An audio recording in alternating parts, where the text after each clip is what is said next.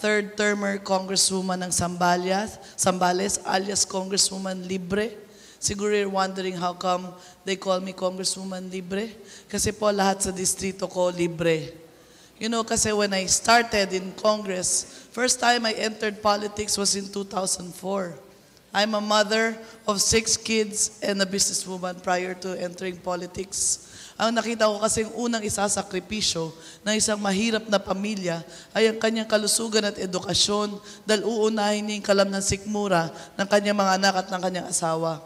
So sabi ko sa mga kababayan ko that time, bigyan niyo na ako ng pagkakataon mga paglingkod bilang mambabatas ninyo.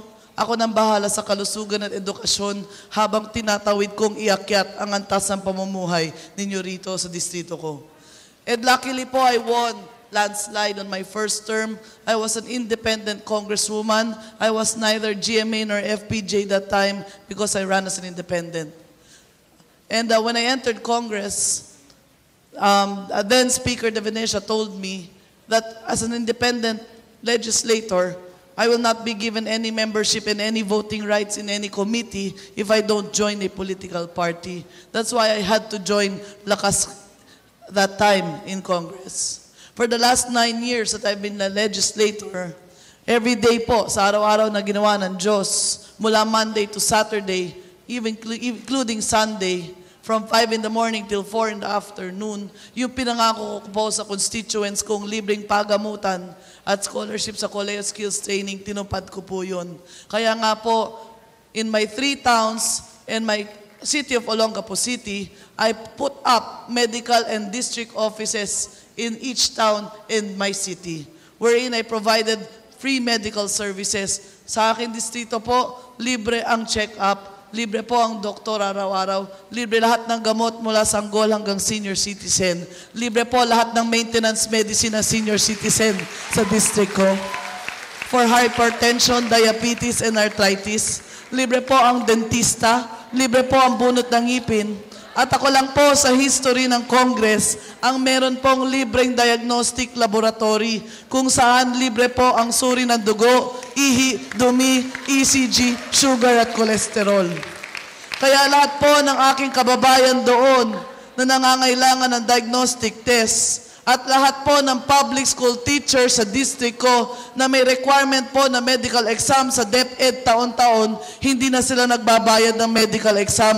Libre na po yun para sa lahat ng public school teachers ko.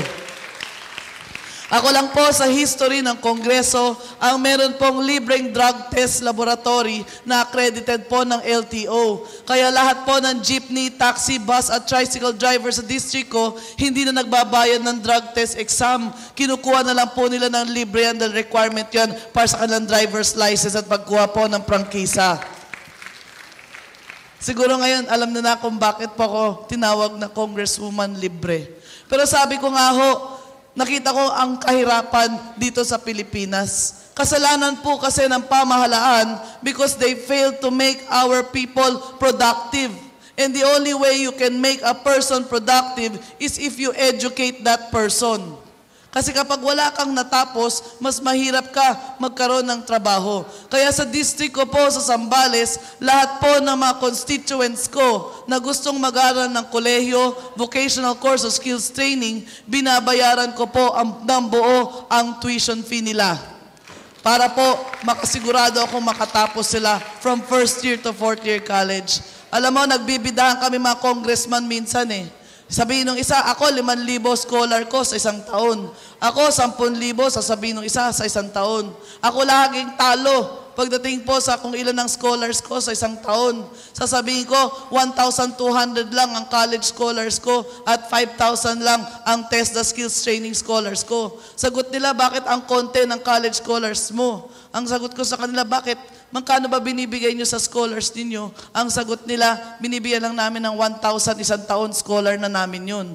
Yung isa sasabihin, ako 500 assistants, scholar na rin ang tawag ko doon. Eh sila, sabi na sa akin, ikaw bakit 1,2? Kasi binabayaran ko nga po ng buo ang tuition fee dahil sa tingin ko ho, paano po makakapag-aral ang anak ng magsasaka, mangingisda, tricycle driver, jeepney driver, market vendor, barangay official, kung bibigyan ko lang ng 1,000 pesos, saan nila kukunin yung karugtong ng tuition fee? kung sakali mas mahirap pa po sila sa buhay. Pero sabi ko nga ho, kahit binigay ko na pala ang libreng tuition fee sa aking mga kababayan, hindi pala sapat, pati pala pamasahe, pinoproblema pa po ng mga kababayan ko nag-aaral sa kolehiyo.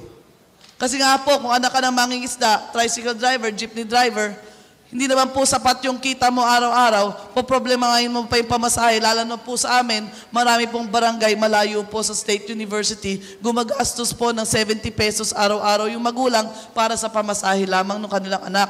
So ang ginawa ko po, 1 year pa lang po ako sa Congress in 2005, nagtayo po ako ng dormitoryo sa loob ng aking State University para lahat po ng kababayan kung hindi kayang magbayad ng pamasahe araw-araw, ay pwede pong tumira sa loob ng dormitoryo, libre rin po yun para sa kanila lahat.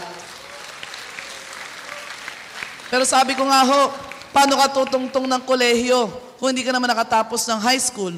Sabi ng DepEd sa ating lahat, libre raw ang public school system dito sa Pilipinas. Pero alam nating lahat, hindi totoo yan. Nagbabayad po ang mga magulang na nagpapaaral sa elementary at high school sa public school ng PTCA fees. At minsan po dahil sa PTCA fee at nahihiya yung magulang dahil hindi nila binabayaran yung PTCA fee, nape-pressure yung kanilang anak ng eskwelahan o ng PTCA president na magbayad na, ang tendency po sa probinsya sasabihin, huwag ka nang pumasok para hindi ka na mapahiya at hindi ka na ma-pressure. At dahil sa hangad ko pong gusto ko makatapos yung mga kabataan sa distrito ko, kahit high school man lang, sinagot ko po ang lahat ng PTCA fee mula ng lahat ng high school students sa distrito ko para masigurado ko lang po makatapos ng high school. Pero sabi ko nga ho, paano ka makakatungtong sa high school kung hindi ka naman nakatapos ng elementarya?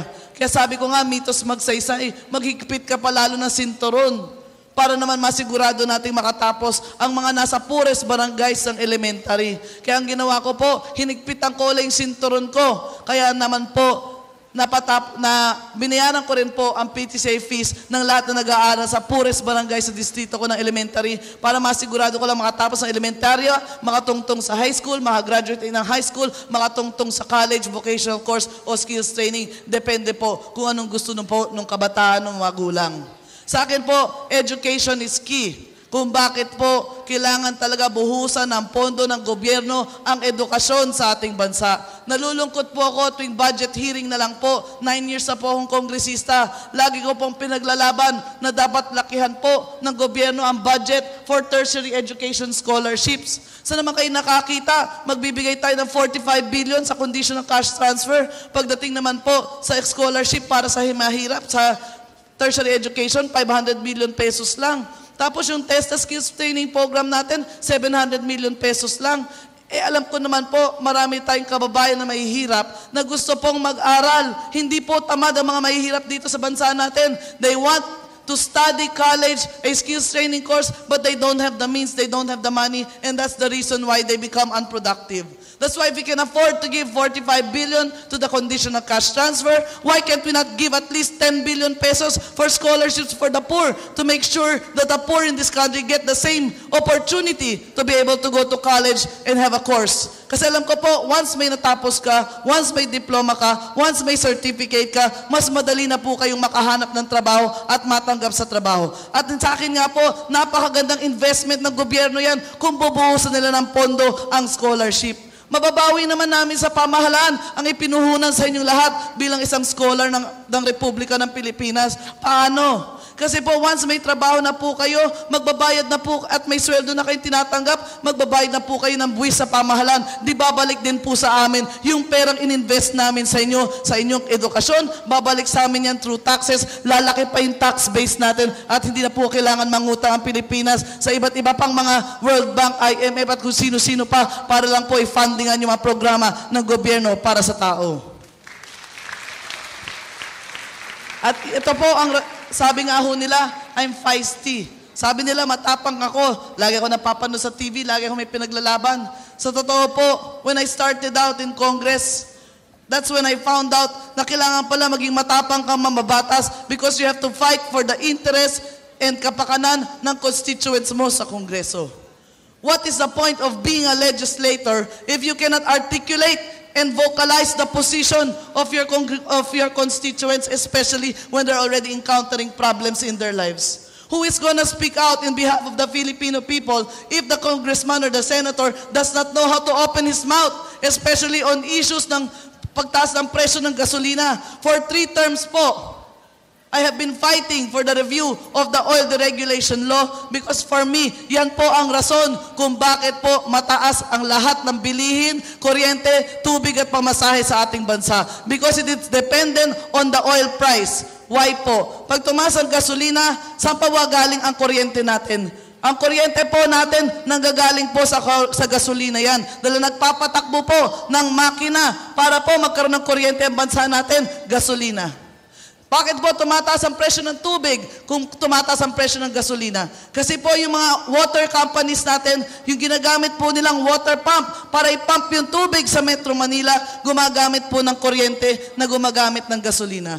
Bakit po tumataas ang pamasahe? Given na po yan. Pag tumaas ang gasolina, automatic, walang choice yung ating mga jeepney, bus, tricycle at taxi kung hindi magtaas po ng kanilang fares. At bakit tumataas ang presyo ng bilihin? Dahil po yung mga manufacturer po ng pagkain gumagamit ng kuryente na galing sa gasolina, ang ating mga mangingisda, ang kanilang mga bangka, tumatakbo po yan dahil sa gasolina, ang ating mga magsasaka, yung mga makina po sa pagsasaka, gumagamit po ng gasolina, at syempre po, yung mga kalakal galing sa bundok, papunta sa bayan, gumagamit po yan ng gasolina to transport goods and services. And that is the reason why I want the oil deregulation law reviewed, because I know that after passing it and after 16 years that it has been implemented into law, it has not brought down the price of oil, and that is why our people are suffering because of high prices of gasoline, because of the high prices of commodities, high prices of electricity, water, and pamasahe.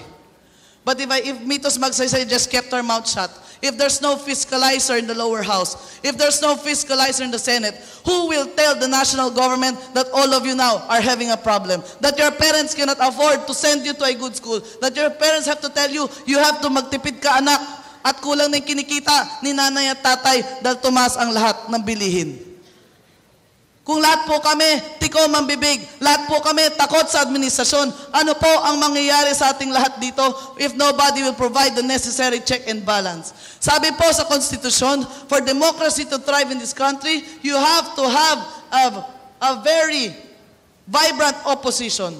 Being in the opposition doesn't mean kalabang ka ng administrasyon. Being in the opposition means that you will give the alternative voice that the administration has to hear, so that they will be able to correct whatever wrong policies and programs that are being implemented para lalong maging maganda ang mga programa at serbisyong binibigay namin sa taong bayan. That's why po it's important to have a very politically mature leadership para naman po makaya nila i-appreciate ang constructive criticism. Hindi po ba sa magkakaibigan, ang tunay na magkaibigan, yung nagsasabi sa iyo ng totoo? Na kahit minsan minsan ayaw mo marinig yung sinasabi ng kaibigan mo, dahil mahal ka ng kaibigan mo at ayaw niya na mapahamak ka, sasabihin niya sa iyo yung totoo, kahit na hindi maganda sa tenga mo yung naririnig mo. Pero yung hindi tunay na kaibigan, ang gagawin lang sa iyo yan, they will always patronize you, ang galing-galing mo kahit hindi totoo. They always want to get on your good side. Marami po. Sa totoo po, I have been penalized for being vocal. I have been penalized by this administration for speaking the truth. 2 taon po, hindi nila nirelease ang pork barrel ng distrito ko. Sabi nila, binatikos nila si GMA noong nakaraan. Mali ka, GMA. Bakit hindi mo binigay yung pork barrel ng mga kongresista at senador? Mali ang ginagawa mo. Hindi dala ang matuwid yan. Kung alam mo na palang mali, ba't inulit mo pa? Hindi po ba? I am a product of that kind of vindictiveness. 2 years po, wala akong PDAF. Imagine, kung galit sila kay Mitos Magsaysay for being vocal, why are you taking it out on my constituents? My constituents have every right to have that pork barrel because they are also paying taxes just like you here in Manila. And they deserve to have that kind of service coming from government. And maybe your next question is, Congresswoman, paano na yung distrito mo? Paano na yung mga libre